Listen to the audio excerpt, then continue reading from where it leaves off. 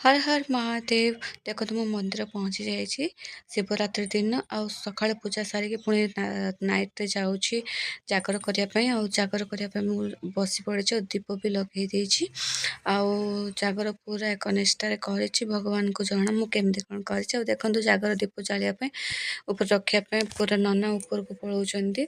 ଆଉ ଉପରକୁ ଯାଇକି ଦୀପ ରଖିବା ଯାଏଁ ବି ମୁଁ ସେଠି ଜାଗର କରିବା ପାଇଁ ମୁଁ ପାହାଡ଼ ଉପରେ ମନ୍ଦିରରେ ଥିଲି।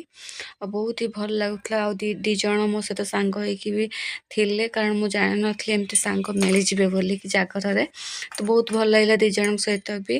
ଆଉ ଶିବ ଶମ୍ଭୁଙ୍କର ଜାଗର କରି ବହୁତ ହି ଭଲ ଲାଗିଲା।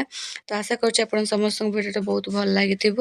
ଆଉ ଜାଗର ତ ସରିଲା, ଆଉ ଭଲ ବାବା ଆପଣଙ୍କୁ ସମସ୍ତଙ୍କ ମଙ୍ଗଳ ରଖନ୍ତୁ, ଶାନ୍ତିରେ ରଖନ୍ତୁ, ଆଉ ମନସ୍କାମନା ସବୁ ପୂରଣ କରନ୍ତୁ।